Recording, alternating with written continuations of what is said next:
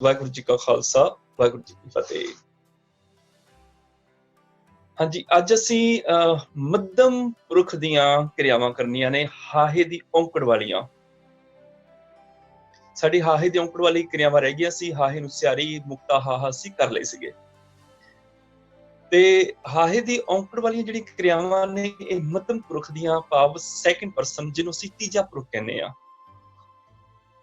ਇਹਦੇ ਵਿੱਚ past tens ਦੇ ਵੀ ਆਣਗੀਆਂ, ਔਰ ਪ੍ਰੈਜ਼ੈਂਟ ਟੈਂਸ ਦੀਆਂ ਵੀ, ਔਰ ਫਿਊਚਰ ਦੀਆਂ ਵੀ, ਭਾਵ ਭੂਤਕਾਲ ਦੀਆਂ ਵੀ, ਵਰਤਮਾਨ ਕਾਲ ਦੀਆਂ ਵੀ ਤੇ ਭਵਿੱਖ ਦੀਆਂ ਵੀ। ਇਹ ਜਿਹੜਾ ਮੱਧਮ ਪੁਰਖ ਹੈ, ਜਿਹਨੂੰ ਅਸੀਂ ਤੂੰ, ਤੁਸੀਂ, ਤੁਹਾਨੂੰ, ਤੁਹਾਡਾ ਅਸੀਂ ਕਹਿੰਦੇ ਆ, ਇਹਦੇ ਨਾਲ ਮੇਰੀ ਗੱਲਬਾਤ ਹੋਈ। ਮੈਨੂੰ ਪੁੱਛਿਆ ਵੀ ਤੂੰ ਦੱਸ, ਇਹ ਮੱਧਮ ਪੁਰਖ, ਵੀ ਤੇਰੀ ਲਾਈਫ ਕਿਵੇਂ ਰਹੀ, ਤੇਰੀ ਜ਼ਿੰਦਗੀ ਕਿਵੇਂ ਰਹੀ। ਕਹਿਣ ਲੱਗਾ ਵੀ ਮੇਰਾ ਪਾਸਟ ਤੇ ਜੀ ਬਹੁਤ ਵਧੀਆ ਸੀ, ਮੇਰਾ ਜਿਹੜਾ ਭੂਤਕਾਲ ਸੀ ਉਹ ਬੜਾ ਵਧੀਆ ਸੀ। ਮੇਰੇ ਕੋਲ ਬਹੁਤ ਕੁਝ ਸੀਗਾ, ਮੇਰੇ ਕੋਲ ਊੜਾ ਸੀ, ਮੇਰੇ ਕੋਲ ਹਾਹੇ ਨੂੰ ਔਂਕੜ ਸੀ, ਇੱਥੋਂ ਤੱਕ ਕਈ ਥਾਵੇਂ ਮੇਰੇ ਕੋਲ ਐੜਾ ਵੀ ਸੀ, ਭਾਵ ਮੇਰੇ ਕੋਲ ਊੜਾ ਐੜਾ ਅੱਖਰ ਵੀ ਸੀ, ਹਾਹਾ ਅੱਖਰ ਵੀ ਸੀ, ਔਰ ਔਂਕੜ ਤਾਂ ਹੈ ਹੀ ਸੀ ਮੇਰੇ ਕੋਲ। ਮੈਂ ਕਿਹਾ ਅੱਛਾ, ਹੁਣ ਅੱਜ ਕੱਲ ਕਿਵੇਂ ਚੱਲ ਰਿਹਾ। ਕਹਿਣ ਲੱਗਾ ਵੀ ਮੇਰਾ ਊੜਾ ਤੇ ਐੜਾ ਤੇ ਗਵਾਚ ਗਿਆ, ਲੱਭਦਾ ਨਹੀਂ ਪਿਆ ਕਿੱਥੇ ਗਿਆ। ਬਸ ਹੁਣ ਪ੍ਰੈਜ਼ੈਂਟ ਦੇ ਵਿੱਚ ਮੇਰੇ ਕੋਲ ਊੜਾ ਐੜਾ ਨਹੀਂ ਰਿਹਾ, ਤੇ ਹਾਂ, ਹਾਹੇ ਦੀ ਔਂਕੜ ਮੇਰੇ ਕੋਲ ਹੈਗੀ ਹੈ।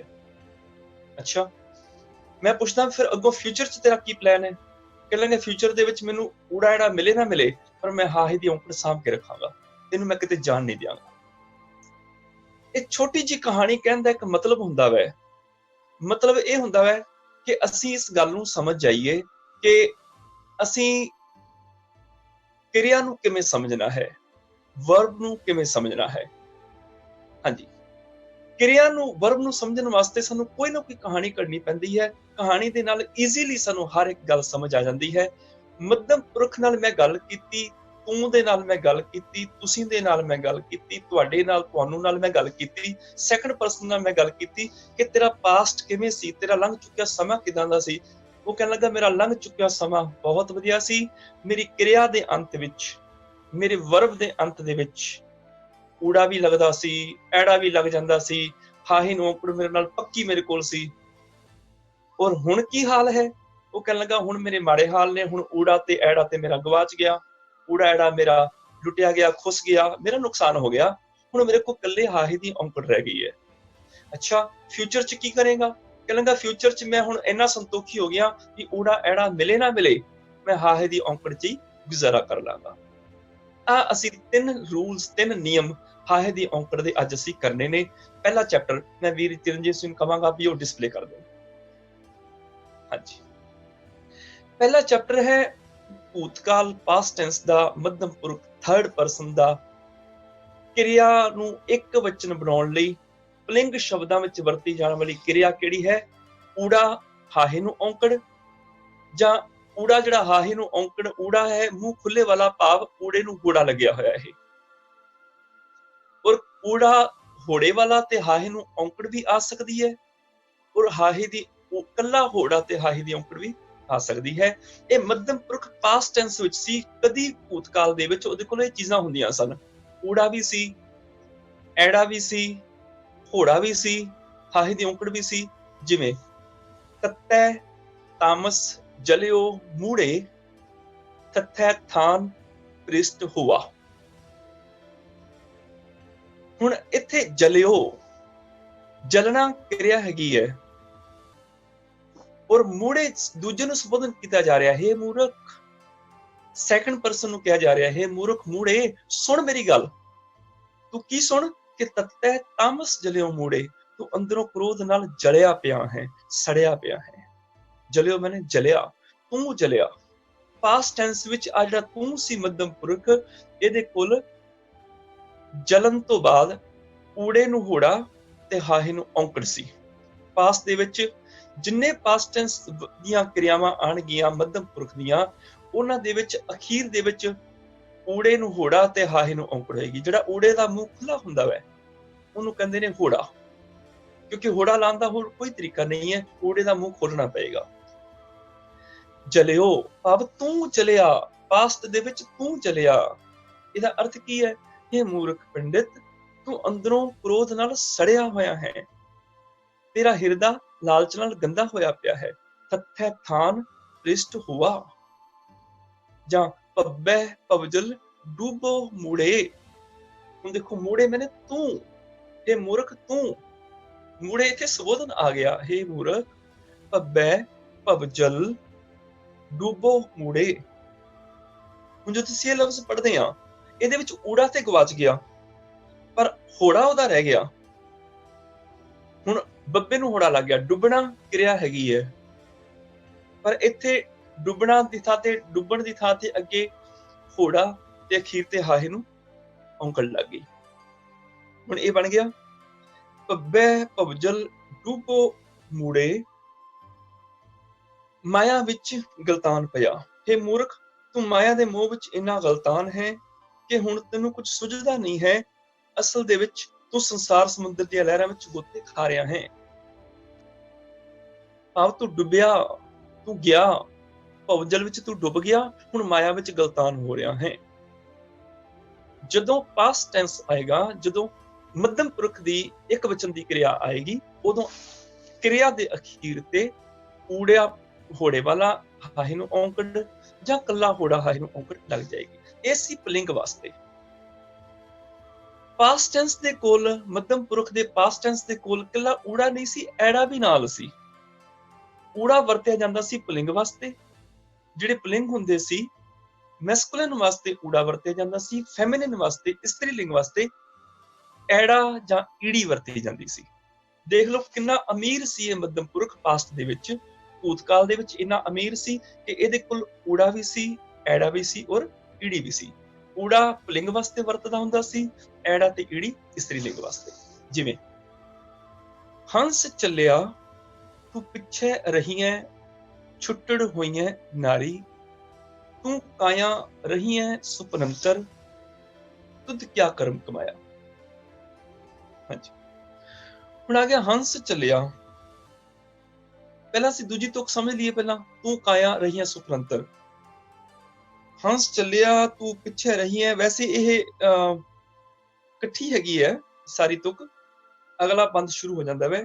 ਹੰਸ ਚੱਲਿਆ ਤੂੰ ਪਿੱਛੇ ਰਹੀਐ, ਇਹ ਮੇਰੀ ਕਾਇਆ, ਜਦੋਂ ਜੀਵ ਆਤਮਾ ਤੁਰ ਜਾਏਗਾ ਤੂੰ ਪਿੱਛੇ ਰਹਿ ਜਾਏਗੀ, ਭਾਵ ਤੂੰ ਪਿੱਛੇ ਰਹਿ ਗਈ। ਛੁੱਟੜ ਹੋਈਐ ਨਾਰੀ, ਤੂੰ ਛੁੱਟੜ ਹੋ ਜਾਏਗੀ, ਭਾਵ ਤੂੰ ਛੁੱਟੜ ਹੋ ਗਈ। ਤੂੰ ਕਾਇਆ ਰਹੀਐ ਸੁਪਨੰਤਰ, ਇਹ ਮੇਰੀ ਕਾਇਆ, ਤੂੰ ਮਾਨੋ ਨੀਂਦ ਵਿੱਚ ਹੀ ਸੁੱਤੀ ਰਹੀ।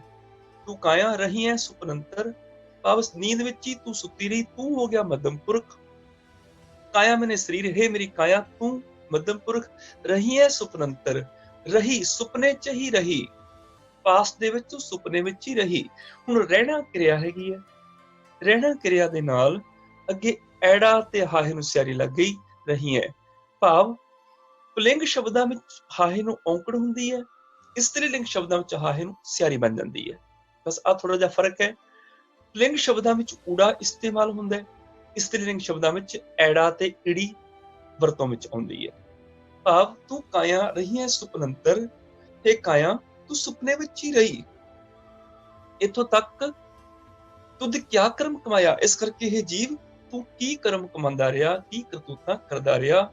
ਹੁਣ ਇਹਨਾਂ ਤੁਕਾਂ 'ਚ ਦੇਖੋ, ਰਹੀਏ, ਹੋਈਐ, ਰਹੀਐ, ਤੇ ਇਹਦਾ ਧਿਆਨ ਇਹ ਰੱਖਣਾ, ਜਦੋਂ ਮੱਧਮ ਪੁਰਖ ਦੀ ਅਸੀਂ ਗੱਲ ਕਰਨੀ ਹੈ ਉਦੋਂ ਉੱਪਰ ਡੂਬੋ ਜਿਹੜਾ ਉਹ ਬਿਨਾਂ ਨਾਸਕੀ ਉਚਾਰਨ ਹੋਏਗਾ, ਪਾਬੰਦੀ ਨਹੀਂ ਲੱਗੇਗੀ। ਜਲਿਓ, ਡੂਬੋ, ਤੂੰ ਚੱਲਿਆ, ਤੂੰ ਡੁੱਬਿਆ। ਇਦਾਂ ਹੀ ਰਹੀਐ, ਹੋਈਐ, ਰਹੀਐ, ਹੋਈਐ, ਇਹਦਾ ਹਲਕਾ ਜਿਹਾ ਨਾਸਕੀ ਉਚਾਰਨ ਆ ਜਾਂਦਾ ਹੈਗਾ ਜੀ। ਇਹ ਤੇ ਸੀ ਮੱਧਮ ਪੁਰਖ ਦੀ ਭੂਤਕਾਲ ਦੀ ਕਿਰਿਆ।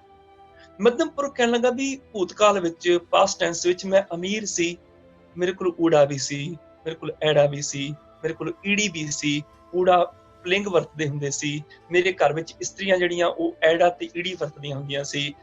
ਮੇਰੇ ਘਰ ਵਿੱਚ ਪੁਲਿੰਗ ਹਾਹੇ ਨੂੰ ਔਂਕੜ ਵਰਤਦੇ ਹੁੰਦੇ ਸੀ। ਮੇਰੇ ਘਰ ਵਿੱਚ ਇਸਤਰੀਆਂ ਜਿਹੜੀਆਂ ਹਾਹੇ ਨੂੰ ਸਿਆਰੀ ਵਰਤਦੀਆਂ ਹੁੰਦੀਆਂ ਸੀ। ਤਾਂ ਉਹ ਅਮੀਰ ਸੀ ਇਹ ਪਾਸਟ ਦੇ ਵਿੱਚ। ਹੁਣ ਇਹਦੀ ਵਾਰੀ ਆ ਗਈ ਮੱਧਮ ਪੁਰਖ ਦੀ ਪ੍ਰੈਜ਼ੈਂਟ ਦੇ ਵਿੱਚ, ਵਰਤਮਾਨ ਕਾਲ ਦੇ ਵਿੱਚ।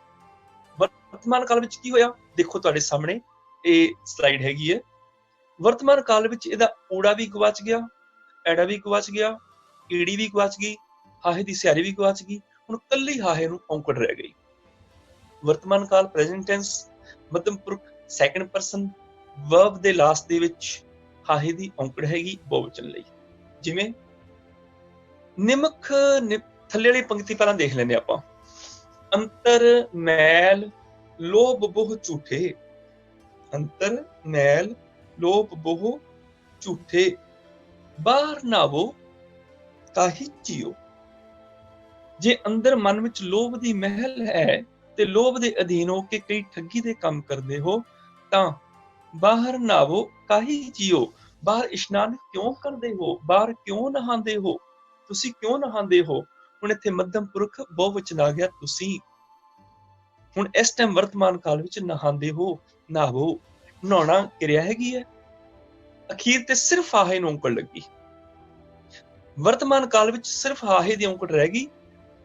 ਭੂਤਕਾਲ ਦੇ ਵਿੱਚ ਊੜਾ ਵੀ ਸੀ, ਐੜਾ ਵੀ ਸੀ, ਈੜੀ ਵੀ ਸੀ, ਪਰ ਉਹ ਪਾਸਟ ਦੇ ਵਿੱਚ ਇਹਦੇ ਕੋਲ ਚੀਜ਼ਾਂ ਸੀਗੀਆਂ ਜਿਹੜੀਆਂ ਉਹ ਗਵਾਚ ਗਈਆਂ। ਹੁਣ ਅੱਜ ਇਹਦੇ ਕੋਲ ਇਹ ਚੀਜ਼ਾਂ ਨਹੀਂ ਹਨ।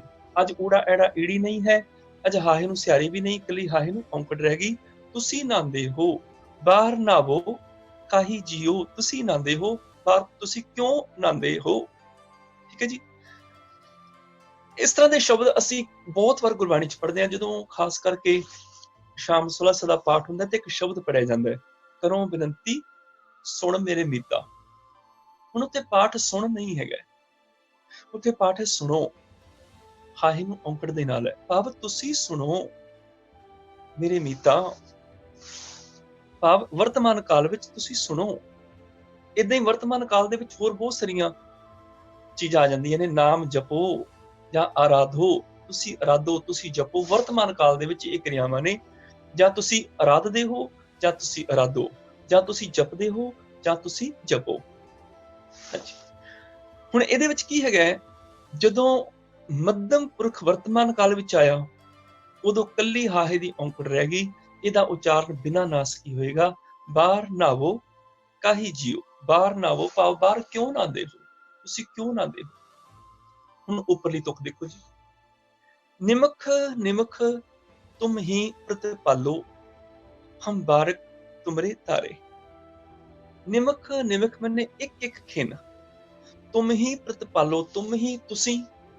ਮੱਧਮ ਪੁਰਖ ਬਹੁਵਚਨੀ ਕਿਰਿਆ ਆ ਗਈ। ਪ੍ਰਤਿਪਾਲੋ, ਪ੍ਰਤਿਪਾਲਣਾ ਜਿਹੜੀ ਉਹ ਕਿਰਿਆ ਹੈ, ਵਰਬ ਹੈ, ਪਰ ਅਖੀਰ ਤੇ ਹਾਹੇ ਨੂੰ ਔਂਕੜ ਲੱਗ ਗਈ।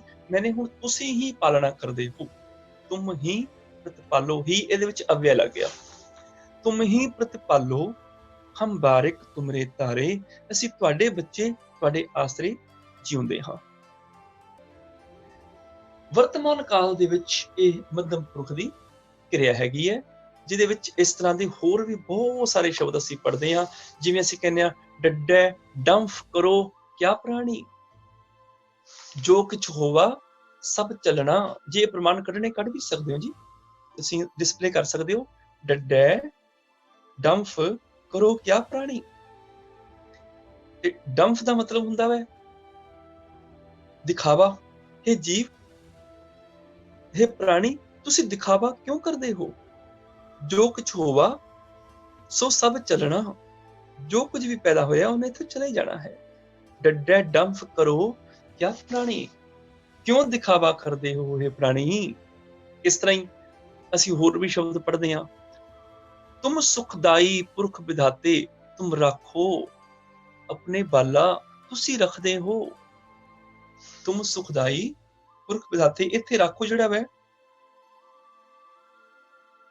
ਉਹ ਵੀ ਮੱਧਮ ਪੁਰਖ ਦੀ ਬਹੁਵਚਨੀ ਕਿਰਿਆ ਪਰ ਸਤਕਾਰ ਵਜੋਂ ਆ ਗਿਆ। ਤੁਮ ਸੁਖਦਾਈ ਪੁਰਖ ਵਿਧਾਤੇ, ਭਾਵ ਤੁਸੀਂ ਸੁਖ ਦੇਣ ਵਾਲੇ ਹੋ, ਸਰਵ ਵਿਆਪਕ ਹੋ। ਤੁਮ ਰੱਖੋ ਆਪਣੇ ਬਾਲਾ, ਬਾਲਾ ਮੈਨੇ ਬੱਚਿਆਂ ਨੂੰ, ਤੁਸੀਂ ਆਪਣੇ ਬੱਚਿਆਂ ਨੂੰ ਰੱਖਦੇ ਹੋ। ਚਿਰੰਜੀਵ ਜੀ, ਜੇ ਤੁਸੀਂ ਹੋ ਸਕੇ ਤੇ ਡਿਸਪਲੇ ਕਰ ਦਿਓ ਤੁਕਾਂ। ਹਾਂਜੀ, ਤੁਮ ਸੁਖਦਾਈ ਪੁਰਖ ਵਿਧਾਤੇ, ਤੁਮ ਰੱਖੋ, ਤੁਸੀਂ ਰੱਖਦੇ ਹੋ ਆਪਣੇ ਬਾਲਾ। ਆ ਗਿਆ ਜੀ, ਰੱਖੋ, ਤੁਸੀਂ ਰੱਖਦੇ ਹੋ। ਮੱਧਮ ਪੁਰਖ ਵਰਤਮਾਨ ਕਾਲ ਦੇ ਵਿੱਚ ਕੇਵਲ ਹਾਹੇ ਦੀ ਔਂਕੜ ਕਿਰਿਆ ਦੇ ਅਖੀਰ 'ਚ ਲੈ ਕੇ ਆਉਂਦਾ ਵੈ। ਉਹਦੇ ਕੋਲ ਨਾ ਊੜਾ ਰਹਿੰਦਾ ਵੈ, ਨਾ ਐੜਾ ਰਹਿੰਦਾ, ਨਾ ਈੜੀ ਰਹਿੰਦੀ ਹੈ, ਸਿਰਫ ਹਾਹੇ ਦੀ ਔਂਕੜ ਰਹਿ ਜਾਂਦੀ ਹੈ। ਤੁਮ ਰੱਖੋ, ਤੁਸੀਂ ਰੱਖਦੇ ਹੋ ਆਪਣੇ ਬਾਲਾ, ਆਪਣੇ ਬੱਚਿਆਂ ਨੂੰ। ਏਦਾਂ ਹੀ ਹਰ ਦੇਵੋ ਦਾਨ ਦਿਆਲ ਹੋਏ, ਵਿੱਚ ਪਾਥਰ ਕ੍ਰਿਮ ਜਨਤਾ, ਹਰ ਦੇਵੋ ਦਾਨ ਦਿਆਲ ਹੋਏ। ਉੱਥੇ ਵੀ ਦੇਵੋ ਜਿਹੜਾ ਹੈ ਬਹੁਵਚਨ ਰੂਪ ਦੇ ਵਿੱਚ ਆ ਗਿਆ। ਇਹ ਹਰੀ ਜੀ ਤੁਸੀਂ ਦਿਆਲ ਹੋ ਕੇ ਦਾਨ ਦਿੰਦੇ ਹੋ। ਦੇਵੋ ਹਰ ਦੇਵੋ ਦਾਨ ਦਿਆਲ ਹੋਏ, ਵਿੱਚ ਪਾਥਰ ਕ੍ਰਿਮ ਜਨਤਾ, ਇੱਥੋਂ ਤੱਕ ਕਿ ਪੱਥਰ ਵਿਚਲੇ ਕੀੜਿਆਂ ਤੇ ਦਿਆਲ ਹੋ ਕੇ ਤੁਸੀਂ ਉਹਨਾਂ ਨੂੰ ਵੀ ਦਾਨ ਦਿੰਦੇ ਹੋ। ਹੁਣ ਇੱਥੇ ਦੇਵੋ ਬਹੁਵਚਨ ਆ ਗਿਆ, ਤੁਸੀਂ ਦਿੰਦੇ ਹੋ। ਵਿੱਚ ਪਾਥਰ ਕ੍ਰਿਮ ਜਨਤਾ, ਪੱਥਰ ਵਿਚਲੇ ਕੀੜਿਆਂ ਨੂੰ ਵੀ ਤੁਸੀਂ ਦਿੰਦੇ ਹੋ। ਹੁਣ ਇਸ ਤਰ੍ਹਾਂ ਦੇ ਸ਼ਬਦ ਬਾਣੀ 'ਚ ਬੜੀ ਵਾਰ ਆਉਂਦੇ ਨੇ ਵੀ ਰੱਬ ਪੱਥਰ ਵਿੱਚ ਵੀ ਕੀੜਿਆਂ ਨੂੰ ਪਾਲਦਾ ਹੈ। ਸੈਲ ਪੱਥਰ ਮੈਂ ਜੰਤੂ ਪਾਏ, ਤਾ ਕਾ ਰਿਜ਼ਕ ਆਗੇ ਕਰਤਰਿਆ, ਜਾਂ ਨਾ ਕਰ ਚਿੰਤਾ ਹੈ ਕਰਤੇ, ਹਰ ਦੇਵ ਹੈ ਜਲ ਥਲ ਦੇਵ ਹੈ ਜੰਤੇ, ਅਚਿੰਤ ਦਾਨ ਦੇ ਪ੍ਰਭ ਮੇਰਾ, ਵਿੱਚ ਪਾਥਰ ਕੀਟ ਪਖਾਣੀ ਹੈ। ਪੱਥਰ ਵਿਚਲੇ ਕੀੜਿਆਂ ਨੂੰ ਵੀ ਰਿਜ਼ਕ ਦਿੰਦਾ। ਜਾਂ ਅਸੀਂ ਪੜ੍ਹਦੇ ਹਾਂ, ਪਾਖਣ ਕੀਟ ਗੁਪਤ ਹੋਏ ਰਹਿਤਾ, ਤਾਚੋ ਮਾਰਗ ਨਾਹੀ, ਕਹਿ ਤੰਨਾ ਪੂਰਨ ਤਾਹੂ ਕੋ ਮਤ ਰੇ ਜੀਵ। ਕੋਈ ਸਾਇੰਸ ਦਾ ਸਟੂਡੈਂਟ ਅੱਜ ਸਾਨੂੰ ਸਵਾਲ ਕਰ ਦੇਵੇ ਕਿ ਐਸਾ ਪੱਥਰ ਤੇ ਕਦੀ ਕਿਸੇ ਨੇ ਨਹੀਂ ਦੇਖਿਆ ਜਿਹਦੇ ਵਿੱਚ ਕੀੜੇ ਪਲਦੇ ਹੋਣ।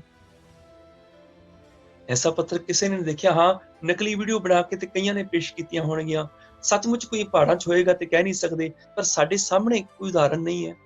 ਕੋਈ ਸਾਇੰਸ ਦਾ ਸਟੂਡੈਂਟ ਕਵੇ ਅਸੀਂ ਕੀ ਉਹਨੂੰ ਕਵਾਂਗੇ। ਪਰ ਯਾਦ ਰੱਖਿਓ, ਸਾਡੀਆਂ ਅੱਖਾਂ ਦੇ ਸਾਹਮਣੇ ਇਹੋ ਜਿਹੀਆਂ ਸੈਂਕੜੇ ਉਦਾਹਰਨਾਂ ਨੇ ਕਿ ਪੱਥਰ ਵਿਚਲੇ ਕੀੜੇ ਨੂੰ ਵੀ ਰੱਬ ਪਾਲਦਾ ਹੈ। ਕਿਵੇਂ? ਜਿੰਨੇ ਪੰਛੀਆਂ ਦੇ ਅੰਡੇ ਨੇ, ਉਹਨਾਂ ਅੰਡਿਆਂ ਦਾ ਕੋਈ ਦਰਵਾਜ਼ਾ ਨਹੀਂ ਹੁੰਦਾ, ਕੋਈ ਬਾਰੀ ਨਹੀਂ ਹੁੰਦੀ, ਉਹਨਾਂ ਦੇ ਵਿੱਚ ਜੀਵ ਪਲਦਾ ਹੈ। ਜਿੰਨੇ ਵੀ, ਹੁਣ ਮੁਰਗੀ ਦਾ ਜਿਹੜਾ ਚੂਜ਼ਾ ਹੈ ਉਹ 22 ਦਿਨ ਤੱਕ ਅੰਡੇ ਵਿੱਚ ਰਹਿੰਦਾ ਹੈ। ਹੁਣ ਅੰਡਾ ਉਹ ਪੱਥਰ ਹੀ ਹੈ, ਉਹਦਾ ਕੋਈ ਰਸਤਾ ਨਹੀਂ ਹੈ, ਨਾ ਦਰਵਾਜ਼ਾ, ਨਾ ਬਾਰੀ, ਨਾ ਕੁਛ। ਉਹਦੇ ਅੰਦਰ ਜੀਵ ਹੈ ਔਰ 22 ਦਿਨ ਤੱਕ ਅੰਦਰ ਹੈ। ਪ੍ਰਭੂ ਨੇ ਉਹਦਾ ਰਿਜ਼ਕ ਅੰਡੇ ਵਿੱਚ ਹੀ ਪਾ ਦਿੱਤਾ। ਜਿੰਨੇ ਦਿਨ ਉਹਨੇ ਅੰਦਰ ਰਹਿਣਾ ਹੈ, ਉਹਨੇ ਦਿਨ ਦਾ ਭੋਜਨ ਹੈ। ਜਦੋਂ ਅੰਦਰ ਦਾ ਭੋਜਨ ਮੁੱਕ ਜਾਂਦਾ ਹੈ, ਬਾਹਰ ਚੋਗਾ ਚੁਗਣ ਦੇ ਯੋਗ ਹੋ ਜਾਂਦਾ ਹੈ। ਜਾਂ ਇਸ ਤਰ੍ਹਾਂ ਕਹਿ ਲਓ, ਜਦੋਂ ਜੀਵ ਬਾਹਰ ਚੋਗਾ ਚੁਗਣ ਦੇ ਯੋਗ ਹੋ ਜਾਂਦਾ ਹੈ, ਉਹਦਾ ਅੰਦਰਲਾ ਭੋਜਨ ਮੁੱਕ ਜਾਂਦਾ ਹੈ। ਇਦੋਂ ਵੱਡੀ ਕਰਾਮਾਤ ਕੀ ਹੈ ਕਿ ਜਿੰਨੇ ਦਿਨ ਉਹਨੇ ਉਸ ਅੰਡੇ ਦੇ ਵਿੱਚ ਰਹਿਣਾ ਹੈ, ਉਹਨੇ ਦਿਨ ਦਾ ਹੀ ਭੋਜਨ ਮਾਲਕ ਨੇ ਉਹਦੇ ਵਿੱਚ ਪਾਇਆ, ਨਾ ਇੱਕ ਦਿਨ ਦਾ ਘੱਟ ਦਾ, ਨਾ ਇੱਕ ਦਿਨ ਦਾ ਜ਼ਿਆਦਾ ਦਾ, ਪੂਰਾ ਪੂਰਾ ਜਿੰਨੇ ਦਿਨ ਰਹਿਣਾ ਉਹਨਾਂ ਹੀ ਭੋਜਨ ਹੈ। ਔਰ ਅੰਡੇ ਦਾ ਕੋਈ ਦਰਵਾਜ਼ਾ ਬਾਰੀ ਨਹੀਂ ਹੈ। ਤੇ ਸਾਡੇ ਸਾਹਮਣੇ ਦੀ ਉਦਾਹਰਨ ਹੈਗੀ ਹੈ, ਵਿੱਚ ਪਾਥਰ ਕ੍ਰਿਮ ਜਨਤਾ, ਪੱਥਰਾਂ ਵਿੱਚ ਕੀੜਿਆਂ ਨੂੰ ਪਾਲਦਾ ਜਿਹਦਾ ਕੋਈ ਦਰਵਾਜ਼ਾ ਬਾਰੀ ਨਹੀਂ। ਪਾਖਣ ਕੀਟ ਗੁਪਤ ਹੀ ਰਹਿਤਾ, ਤਾਚੋ ਮਾਰਗ ਨਹੀਂ, ਉਹਦਾ ਰਸਤਾ ਕੋਈ ਨਹੀਂ ਕਿ ਜੀਵ ਬਾਹਰ ਨਿਕਲ ਸਕੇ। ਉਹ ਅੰਦਰ ਕੈਦ ਹੈ, ਅੰਦਰ ਹੀ ਉਹਦਾ ਭੋਜਨ ਹੈ। ਸੈਲ ਪੱਥਰ ਮੈਂ ਜੰਤੂ ਪਾਏ, ਤਾ ਕਾ ਰਿਜ਼ਕ ਆਗੇ ਕਰਦਾ ਹੈ। ਹਾਂਜੀ, ਹੋਰ ਵੀ ਤੁਸੀਂ ਪ੍ਰਮਾਣ ਦੇਖ ਸਕਦੇ ਹੋ ਜੀ। ਡੱਡੈ ਡੰਫ ਕਰੋ ਕਿਆ ਪ੍ਰਾਣੀ, ਡੱਡੈ ਡੰਫ ਕਰੋ ਕਿਆ ਪ੍ਰਾਣੀ, ਜੋ ਕਿਛ ਹੋਵਾ ਸੋ ਸਭ ਚੱਲਣਾ। ਭਾਵ, हे ਪ੍ਰਾਣੀ, ਤੁਸੀਂ ਵਿਖਾਵਾ ਕਿਉਂ ਕਰਦੇ ਹੋ? ਜੋ ਕੁਝ ਵੀ ਜਗਤ ਤੇ ਹੋਇਆ ਉਹ ਤੋਂ ਚਲੇ ਜਾਣਾ ਹੈ। ਡੱਡੈ ਡੰਫ ਕਰੋ ਕਿਆ ਪ੍ਰਾਣੀ, ਜੋ ਕਿਛ ਹੋਵਾ ਸਭ ਚੱਲਣਾ, ਉਹ ਸਾਰਾ ਕੁਝ ਚਲੇ ਜਾਣਾ ਹੈ। ਮਤਲਬ ਕਹਿਣ ਤੋਂ ਭਾਵ ਇਹ ਹੈ, ਇਹਦੇ ਵਿੱਚ ਦੇਖੋ ਹੋਰ ਵੀ ਆ ਗਿਆ, ਤਿਸੈ ਸਰੇਵੋ ਤਾਂ ਸੁਖ ਪਾਵੋ, ਸਰਬ ਨਿਰੰਤਰ ਰਵ ਰਹਿਆ। ਹਾਂਜੀ, ਹਾਂ, ਇਹ ਜਿਹੜੇ ਤਿਸੈ ਸਰੇਵੋ ਆ ਗਏ ਨਾ, ਇਹ ਅਗਲੀ ਆ ਗਈ ਜੀ ਸਾਡੀ। ਅਸੀਂ ਅਗਲੀ ਵੀ ਨਾਲੇ ਸਲਾਈਡ ਦੇਖ ਲੈਂਦੇ ਹਾਂ ਹੁਣ, ਕਿਉਂਕਿ ਸਾਡੇ ਸਾਹਮਣੇ ਤੁਕਾਂ ਆਈ ਗਈਆਂ ਨੇ ਵੀ ਜੀ। ਅਗਲੀ ਸਲਾਈਡ ਜਿਹੜੀ ਉਹ ਪਹਿਲੇ ਵਾਲੀ ਸਲਾਈਡ ਹੀ ਆਪਣੀ ਵਾਪਸ ਕਰ ਲਓ, ਨਿਮਕ ਨਿਮਕ ਤੁਮ ਹੀ ਪ੍ਰਤਪਾਲੋ ਵਾਲੀ। ਹੁਣ ਕੀ ਹੈ, ਵਰਤਮਾਨ ਕਾਲ ਵਿੱਚ ਪ੍ਰੈਜ਼ੈਂਟ ਟੈਂਸ ਦੇ ਵਿੱਚ ਸੈਕੰਡ ਪਰਸਨ ਜਿਹੜਾ ਆ, ਉਹਦੀ ਵਰਬਸ ਦੀ ਜਿਹੜੀ ਕਿਰਿਆ ਹੈਗੀ ਆ, ਉਹਦੇ ਅਖੀਰਲੇ ਹਾਹੇ ਨੂੰ ਔਂਕੜ ਤੇ ਲੱਗੀ। ਉਹਨੂੰ ਪੁੱਛਿਆ ਵੀ ਤੇਰਾ ਫਿਊਚਰ ਪਲਾਨ ਕੀ ਹੈ? ਕਹਿਣ ਲੱਗਾ ਫਿਊਚਰ ਪਲਾਨ ਮੇਰਾ ਇਹ ਹੈ, ਮੈਂ ਹੁਣ ਸੰਤੋਖੀ ਹੋ ਗਿਆ, ਮੈਨੂੰ ਊੜਾ ਐੜਾ ਈੜੀ ਮਿਲਣ ਜਾਂ ਨਾ ਮਿਲਣ, ਮੈਂ ਹਾਹੇ ਦੀ ਔਂਕੜ 'ਚ ਹੀ ਗੁਜ਼ਾਰਾ ਕਰ ਲਵਾਂਗਾ, ਇਹੀ ਮੇਰਾ ਫਿਊਚਰ ਹੈ। ਫਿਊਚਰ ਵਿੱਚ ਕੀ ਆ ਗਿਆ ਜੀ? ਤਿਸੈ ਸਰੇਵੋ ਤਾਂ ਸੁਖ ਪਾਵੋ, ਸਰਬ ਨਿਰੰਤਰ ਰਵ ਰਹਿਆ। ਤਿਸੈ ਸਰੇਵੋ, ਜੇ ਤੁਸੀਂ ਸਿਮਰਨ ਕਰੋਗੇ, ਤਿਸੈ ਸਰੇਵੋ ਤਾਂ ਸੁਖ ਪਾਵੋ, ਤਾਂ ਤੁਸੀਂ ਸੁਖ ਪਾਵੋਗੇ। ਤਿਸੈ ਸਰੇਵੋ ਤਾਂ ਸੁਖ ਪਾਵੋ, ਸਰਬ ਨਿਰੰਤਰ ਰਵ ਰਹਿਆ। ਉਹ ਪ੍ਰਭੂ ਹਰ ਥਾਂ ਤੇ ਰਵਿਆ ਹੋਇਆ ਹੈ। ਜੇ ਤੁਸੀਂ ਉਹਦਾ ਸਿਮਰਨ ਕਰੋਗੇ ਤੇ ਤੁਸੀਂ ਸੁਖ ਪਾ ਲਓਗੇ। ਮੱਧਮ ਪੁਰਖ ਦੀ ਵਰਤਮਾਨ ਕਾਲ ਤੇ ਭਵਿੱਖ ਦੀ ਕਿਰਿਆ ਇੱਕੋ ਜਿਹੀ ਹੈ, ਅਖੀਰ ਤੇ ਹਾਹੇ ਨੂੰ ਔਂਕੜ। ਬਸ ਇਹ ਧਿਆਨ ਰੱਖਣਾ ਮੈਂ। ਪਾਸਟ ਦੇ ਵਿੱਚ ਉਹਦੇ ਕੋਲ ਬਹੁਤ ਕੁਝ ਸੀ, ਊੜਾ ਐੜਾ ਈੜੀ ਸੀ, ਪਰ ਅੱਜ ਉਹਦੇ ਕੋਲ ਸਿਰਫ ਹਾਹੇ ਦੀ ਔਂਕੜ ਹੈ ਤੇ ਆਉਣ ਵਾਲੇ ਸਮੇਂ ਵੀ ਹਾਹੇ ਦੀ ਔਂਕੜ ਹੀ ਰਹੇਗੀ ਭਵਿੱਖ ਕਾਲ ਦੇ ਵਿੱਚ। ਤੁਸੀਂ ਸਿਮਰਨ ਕਰੋਗੇ, ਤੁਸੀਂ ਪਾਵੋਗੇ, ਤਿਸੈ ਸਰੇਵੋ ਤਾਂ ਸੁਖ ਪਾਵੋ, ਸਰਬ ਨਿਰੰਤਰ ਰਬ ਰਹਿਆ। ਅਗਲੀ ਤੁਕ ਦੇਖੋ ਜੀ, ਮਰ ਜਾਇਬੋ ਕਿਆ ਕਰੋ ਅਭਾਗੇ। ਮਰ ਜਾਇਬੋ, ਮਰ ਜਾਇਬੇ, ਹਾਂਜੀ ਇੱਥੇ ਜਾਇਬੇ ਆਣਾ ਸੀ, ਹਾਂ ਜਾਇਬੇ ਠੀਕ ਹੈ। ਮਰ ਜਾਇਬੇ ਕਿਆ ਕਰੋ ਅਭਾਗੇ। ਸ਼ਾਇਦ ਇੱਥੇ ਜਾਇਬੇ ਜੱਜੇ ਨੂੰ ਕੰਨਾ ਨਹੀਂ ਸੀ ਲੱਗਣਾ ਚਾਹੀਦਾ, ਇੱਥੇ ਜੱਜੇ ਨੂੰ ਕੰਨਾ ਲੱਗਿਆ ਹੋਇਆ। ਮਰ ਜਾਇਬੇ ਕਿਆ ਕਰੋ ਅਭਾਗੇ, ਭਾਵ ਹੇ ਅਭਾਗਣੇ ਬੰਦੇ ਤੂੰ ਕੀ ਕਰ ਰਿਹਾ ਹੈ, ਤੂੰ ਮਰ ਜਾਏਗਾ। ਕੀ ਕਰੋਗੇ ਤੁਸੀਂ, ਕੀ ਕਰੋਗੇ, ਆਤਮਕ ਮੋਤੇ ਮਰ ਜਾਓਗੇ। ਕਿਆ ਕਰੋ ਅਭਾਗੇ, ਕੀ ਕਰੋਗੇ। ਇੱਥੇ ਫਿਰ ਕਰੋਗੇ ਜਿਹੜਾ ਵਾ ਉਹ ਫਿਊਚਰ ਟੈਂਸ ਵਾਸਤੇ, ਭਵਿੱਖ ਕਾਲ ਵਾਸਤੇ ਆ ਗਿਆ। ਇਦਾਂ ਦੇ ਬਹੁਤ ਸਾਰੇ ਸ਼ਬਦ ਹੈਗੇ ਗੁਰਬਾਣੀ ਚ, ਬਹੁਤ ਸਾਰੇ ਸ਼ਬਦ ਨੇ। ਹੁਣ ਮੈਂ ਤੁਹਾਨੂੰ ਗ੍ਰਾਫ ਦਿਖਾਣਾ ਇਹਦਾ। ਗ੍ਰਾਫ ਕੀ ਹੈ? ਚਿਰੰਜੀਵੀ ਜੀ ਗ੍ਰਾਫ ਸਾਹਮਣੇ ਸਲਾਈਡ ਤੇ ਲੈ ਕੇ ਆਓ। ਗ੍ਰਾਫ ਦੇ ਵਿੱਚ ਇਹ ਸਾਰੀਆਂ ਚੀਜ਼ਾਂ ਹੁਣ ਸਾਹਮਣੇ ਆ ਜਾਣਗੀਆਂ, ਸਾਨੂੰ ਈਜ਼ੀਲੀ ਪਤਾ ਲੱਗ ਜਾਏਗਾ। ਇਹ ਆ ਗਿਆ ਜੀ, ਸਭ ਤੋਂ ਪਹਿਲਾਂ ਭੂਤਕਾਲ ਅਸੀਂ ਪਾਸਟ ਟੈਂਸ ਦੇਖਿਆ ਸੀਗਾ, ਸਿੰਗੂਲਰ ਪੁਲਿੰਗ ਦਾ ਵੀ ਤੇ ਇਲਿੰਗ ਦਾ ਵੀ। ਇਲਿੰਗ ਮੈਨੇ ਇਸਤਰੀ ਲਿੰਗ। ਲਓ ਜੀ, ਇਹ ਸਾਡਾ ਗ੍ਰਾਫ ਸਾਹਮਣੇ ਕੰਪਲੀਟ ਆ ਗਿਆ। ਮੱਧਮ ਪੁਰਖ ਕਿਰਿਆ ਦੇ ਅੰਤ ਵਿੱਚ ਹਾਹੇ ਨੂੰ ਔਂਕੜ ਹੂ। ਬਿਲਕੁਲ ਖੱਬੇ ਪਾਸੇ ਉੱਪਰ ਦੇਖੋ, ਮੱਧਮ ਪੁਰਖ ਕਿਰਿਆ ਦੇ ਅੰਤ ਵਿੱਚ ਹਾਹੇ ਨੂੰ ਔਂਕੜ। ਜਦੋਂ ਹਾਹੇ ਦੀ ਔਂਕੜ ਉੱਪਰ ਲਿਖਿਆ ਹੋਇਆ ਭੂਤਕਾਲ ਇੱਕ ਵਚਨ ਪੁਲਿੰਗ, ਭੂਤਕਾਲ ਇੱਕ ਵਚਨ ਇਲਿੰਗ। ਇਲਿੰਗ ਮੈਨੇ ਇਸਤਰੀ ਲਿੰਗ, ਪੁਲਿੰਗ ਮੈਨੇ ਪੁਰਖ ਲਿੰਗ, ਇਲਿੰਗ ਮੈਨੇ ਇਸਤਰੀ ਲਿੰਗ। ਜਦੋਂ ਭੂਤਕਾਲ ਵਿੱਚ ਸੀ ਮੱਧਮ ਪੁਰਖ, ਉਹਦੇ ਕੋਲ ਕੀ ਸੀ? ਕਿਰਿਆ ਦੇ ਅੰਤ ਵਿੱਚ ਊੜਾ ਹਾਹੇ ਨੂੰ ਔਂਕੜ, ਹੂੜਾ ਹਾਹੇ ਨੂੰ ਔਂਕੜ, ਈੜੀ ਹਾਹੇ ਨੂੰ ਸਿਆਰੀ, ਐੜਾ ਹਾਹੇ ਨੂੰ ਸਿਆਰੀ। ਉਹਦੇ ਕੋਲ ਊੜਾ ਐੜਾ ਈੜੀ ਤਿੰਨੇ ਚੀਜ਼ਾਂ ਸੀ ਭੂਤਕਾਲ ਦੇ ਵਿੱਚ, ਪਾਸਟ ਟੈਂਸ ਦੇ ਵਿੱਚ। ਜਿਵੇਂ ਤਤੈ ਤਾਮਸ ਜਲਿਓ ਮੂੜੇ, ਤੂੰ ਜਲਿਆ। ਇਹਦੇ ਪ੍ਰਮਾਣ ਬਹੁਤ ਸਾਰੇ ਨੇ ਗੁਰਬਾਣੀ ਦੇ ਵਿੱਚ। ਜਿਵੇਂ ਜੇ ਹੋਰ ਡਿਸਪਲੇ ਕਰਨੇ ਨੇ ਪ੍ਰਮਾਣ, ਹੋਰ ਵੀ ਕਰ ਸਕਦੇ ਹੋ ਜੀ। ਕੱਕੈ ਕਾਮ ਕ੍ਰੋਧ ਭਰਮਿਓ ਮੂੜੇ, ਭਾਵ ਤੂੰ ਭਰਮਿਆ। ਕੱਕੈ ਕਾਮ ਕ੍ਰੋਧ ਭਰਮਿਓ ਮੂੜੇ, ਮਮਤਾ ਲਾਗੇ ਤੁਧ ਹਰ ਵਿਸਰਿਆ, ਭਾਵ ਤੂੰ ਮਮਤਾ ਵਿੱਚ ਮੈਂ ਮੇਰੀ ਚ ਫਸ ਗਿਆ। ਭਰਮਿਓ ਮੈਨੇ ਤੂੰ ਕੁਰਾਹੇ ਪਿਆਰਿਆ। ਇਸੇ ਤਰ੍ਹਾਂ ਹੀ ਅਸੀਂ ਪੜ੍ਹਦੇ ਹਾਂ, ਸੱਚੈ ਆਪ ਖਵਾਇਓ ਮੂੜੇ, ਇਹ ਸਿਰ ਤੇਰਾ ਲੇਖ ਪਿਆ। ਪ੍ਰਮਾਣ ਬਹੁਤ ਸਾਰੇ ਨੇ ਗੁਰਬਾਣੀ ਚ, ਬਹੁਤ ਸਾਰੇ ਨੇ। ਹੁਣ ਦੇਖੋ ਇਹਦੇ ਵਿੱਚ ਹੀ ਕਿੰਨੇ ਪ੍ਰਮਾਣ ਆ ਗਏ ਜੀ। ਤਤੈ ਤਾਮਸ ਜਲਿਓ ਮੂੜੇ, ਜਲਿਓ ਵੀ ਆ ਗਿਆ ਸਭ ਤੋਂ ਪਹਿਲਾਂ ਤੇ ਉੱਪਰ ਆ ਗਿਆ। ਕੱਕੈ ਕਾਮ ਕ੍ਰੋਧ ਭਰਮਿਓ, ਭਾਵ ਤੂੰ ਭਰਮਿਆ ਮੂੜੇ। ਮੱਧਮ ਪੁਰਖ ਪਾਸਟ ਟੈਂਸ ਬਣ ਗਿਆ, ਹੇ ਮੂਰਖ ਤੂੰ ਭਰਮਿਆ। ਕਾਮ ਕ੍ਰੋਧ ਭਰਮਿਓ ਮੂੜੇ, ਤੂੰ ਭਰਮਿਆ। ਇਸੇ ਵਿੱਚ ਹੀ ਥੱਲੇ ਜਾ ਕੇ ਦੇਖ ਲਓ, ਹੁਣ ਲਿਖਿਆ ਹੋਇਆ ਹੈ ਤਤੈ ਤਾਮਸ ਜਲਿਓ ਮੂੜੇ, ਤੂੰ ਜਲਿਆ। ਇੱਕ ਲਾਈਨ ਛੱਡ ਕੇ ਅਗਲੀ ਲਾਈਨ, ਤਤੈ ਤਾਮਸ ਜਲਿਓ ਮੂੜੇ, ਭਾਵ ਤੂੰ ਸੜਿਆ, ਤੂੰ ਜਲਿਆ। ਉਸ ਤੋਂ ਫਿਰ ਅੱਗੇ ਇੱਕ ਲਾਈਨ ਛੱਡ ਕੇ ਦੇਖੋ ਜੀ, ਦੋ ਲਾਈਨਾਂ ਛੱਡ ਕੇ, ਸੱਚੇ ਆਪ ਖਵਾਇਓ ਮੂੜੇ। ਦੇਖੋ ਕਿੰਨੀਆਂ ਤੁਕਾਂ ਨੇ, ਕਿੰਨੇ ਪ੍ਰਮਾਣ ਨੇ।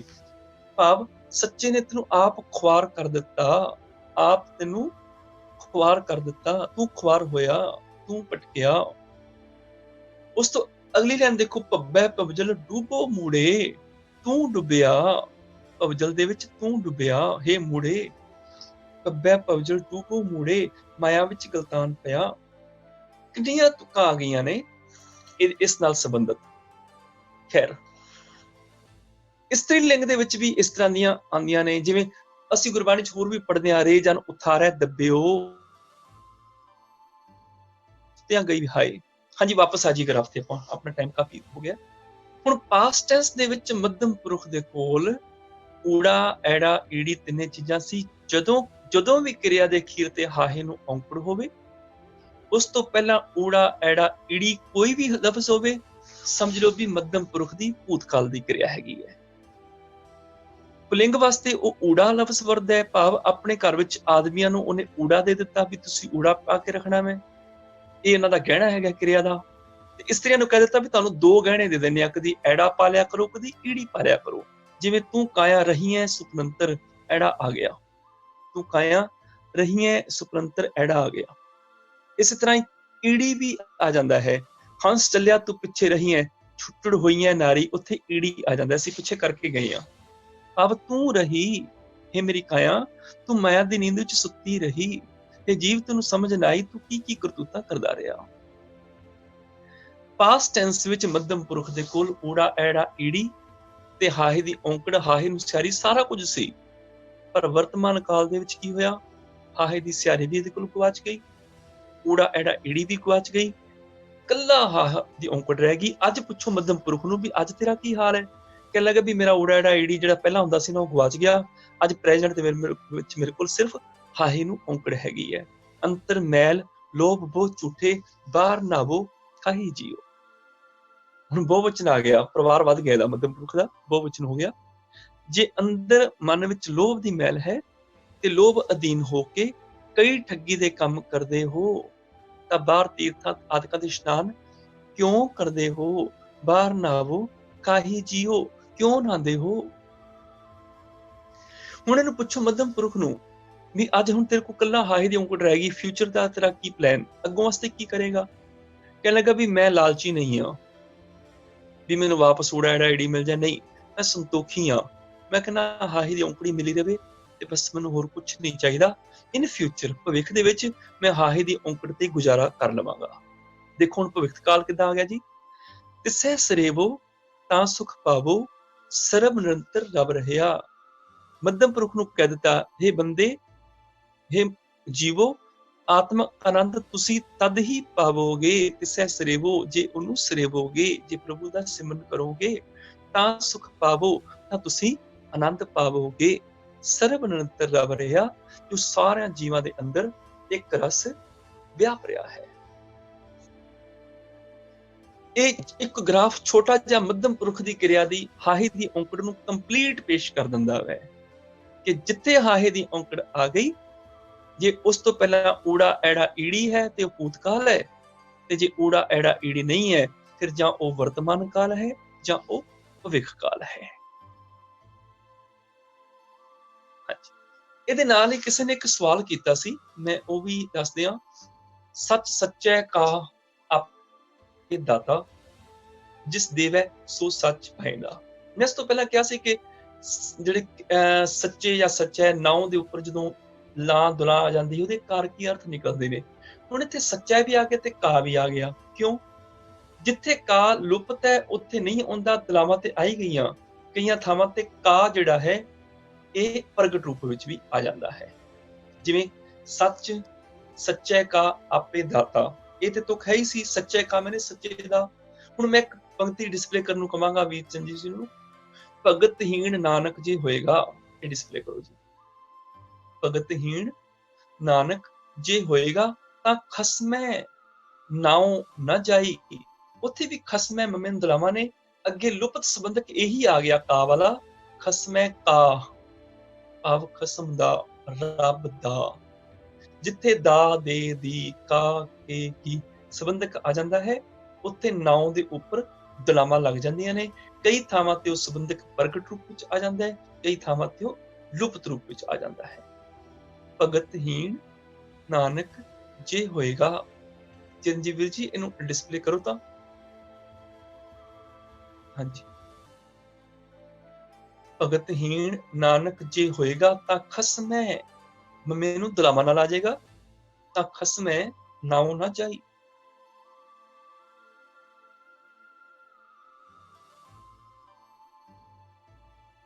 ਪਹਿਲਾਂ ਸੀ ਸੱਚ ਸੱਚੇ ਕਾ ਆਪੇ ਦਾਤਾ। ਸੱਚੇ ਥਿਰ ਪ੍ਰਭੂ ਦਾ, ਸੱਚਾ ਥਿਰ ਪ੍ਰਭੂ ਆਪਣੇ ਸੱਚੇ ਸਥਿਰ ਨਾਮ ਦੀ ਦਾਤ ਦੇਣ ਵਾਲਾ ਆਪ ਹੀ ਦਾਤਾ ਹੈ, ਜਿਸ ਦੇਵੈ ਸੋ ਸੱਚ ਪਾਏਗਾ। ਜਿਹਨੂੰ ਦਿੰਦਾ ਹੈ ਉਹ ਹਾਸਲ ਕਰਦਾ ਹੈ। ਉੱਥੇ ਕਾ ਜਿਹੜਾ ਪ੍ਰਗਟ ਰੂਪ ਵਿੱਚ ਆ ਗਿਆ। ਭਗਤਹੀਣ ਨਾਨਕ ਜੇ ਹੋਏਗਾ, ਇੱਥੇ ਲੁਪਤ ਰੂਪ ਵਿੱਚ ਆ ਗਿਆ।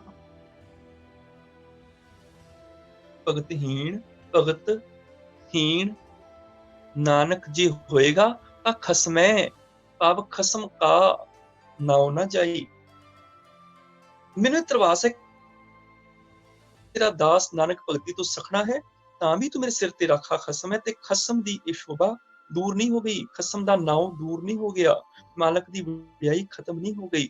ਤਾਂ ਖਸਮੈ ਖਸਮ ਦਾ ਨਾਉ ਨਾ ਜਾਈ, ਉਹਦੀ ਵਡਿਆਈ ਦੂਰ ਨਹੀਂ ਹੋ ਗਈ। ਇੱਥੇ ਖਸਮੈ ਕਾ ਸੰਬੰਧਕ ਹੋਣ ਕਰਕੇ ਮੰਮੀ ਨੂੰ ਦਲਾਵਾਂ ਆ ਗਈਆਂ। ਹੋਰ ਦੇਖ ਲਓ ਜੀ, ਉਹ ਰਸ ਮੈਂ ਸ਼ਾਂਤ ਹੋਏ ਤ੍ਰਿਪਤ ਹੋਏ, ਅਗਲੀ ਤੋਂ ਕੱਢ ਲਓ ਜੀ, ਊੜੇ ਨਾਲ ਆ ਜਾਊਗੀ, ਉਹ ਰਸ ਮੈਂ ਸ਼ਾਂਤ ਤ੍ਰਿਪਤ ਹੋਏ, ਉਹ ਰਸ ਮੈਂ ਸ਼ਾਂਤ ਤ੍ਰਿਪਤ ਹੋਏ, ਬਿਖੈ ਜਲਨ ਬੁਝਾਵੋ। ਬਿਖੈ ਖੱਖੇ ਨੂੰ ਦਲਾਵਾਂ ਆ ਗਈਆਂ ਇੱਥੇ। ਹੁਣ ਖੱਖੇ ਨੂੰ ਦਲਾਵਾਂ ਆ ਗਈਆਂ, ਬਿਖੈ ਦਲਾਵਾਂ ਦਾ ਮਤਲਬ ਅੱਗੇ ਸੰਬੰਧਕ ਲੱਗ ਜਾਏਗਾ, ਬਿਖੇ ਦੀਆਂ ਵਿਸ਼ਿਆਂ ਵਿਕਾਰਾਂ ਦੀ ਜਲਨ, ਬਿਖੈ ਦੀ ਜਲਨ ਬੁਝਾਵੋ ਭਾਵ ਵਿਸ਼ੇ ਵਿਕਾਰਾਂ ਦੀ ਜਲਨ ਬੁਝਾ ਦਿਆਂ। ਉਹ ਰਸ ਮੈਂ ਸ਼ਾਂਤ ਤ੍ਰਿਪਤ ਹੋਏ, ਉਸ ਸਵਾਦ ਵਿੱਚ, ਨਾਮ ਅੰਮ੍ਰਿਤ ਦੇ ਉਸ ਸਵਾਦ, ਉਸ ਰਸ ਦੇ ਵਿੱਚ ਮੇਰੇ ਅੰਦਰ ਸ਼ਾਂਤੀ ਤੇ ਤ੍ਰਿਸ਼ਨਾ ਤੋਂ ਰਜੇਵਾਂ ਪੈਦਾ ਹੋ ਗਈ। ਬਿਖੈ ਜਲਨ ਬੁਝਾਵੋ, ਵਿਸ਼ਿਆਂ ਦੀ ਅੱਗ ਬੁਝਾਉਂਦਾ ਰਵਾਂ। ਦੀ ਸੰਬੰਧ ਕਿੱਥੇ ਲੁਪਤ ਆ ਗਿਆ, ਇਸ ਕਰਕੇ ਖੱਖੇ ਨੂੰ ਦਲਾਵਾਂ ਲੱਗ ਗਈਆਂ। ਇੱਕ ਹੋਰ ਤੁਕ ਦੇਖ ਲਓ ਜੀ, ਕੀਮਤ ਕਹੀ ਨਾ ਜਾਈਐ ਠਾਕੁਰ, ਕੀਮਤ ਕਹੀ ਨਾ ਜਾਈਐ ਠਾਕੁਰ ਪ੍ਰਤਾਪੈ। ਉੱਥੇ ਪ੍ਰਤਾਪੈ ਪੱਪੇ ਨੂੰ ਦਲਾਵਾਂ ਨਾਲ ਆ ਗਿਆ। ਕੀਮਤ ਕਹੀ ਨਾ ਜਾਈਐ ਠਾਕੁਰ ਪ੍ਰਤਾਪੈ।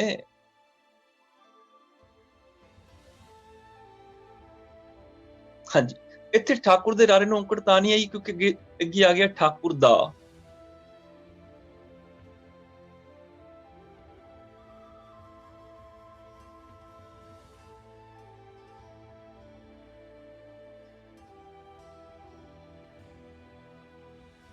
ਹੁਣ ਪ੍ਰਤਾਪੈ ਪੱਪੇ ਨੂੰ ਦਲਾਵਾਂ ਆ ਗਈਆਂ, ਭਾਵ ਪ੍ਰਤਾਪ ਦੀ, ਠਾਕੁਰ ਦੇ ਪ੍ਰਤਾਪ ਦੀ। ਠਾਕੁਰ ਦੇ ਰਾਰੇ ਨੂੰ ਔਂਕੜ ਨਹੀਂ ਆਈ, ਅੱਗੇ ਲੁਪਤ ਸੰਬੰਧਕ ਆ ਗਿਆ ਠਾਕੁਰ ਦੇ ਪ੍ਰਤਾਪ ਦੀ।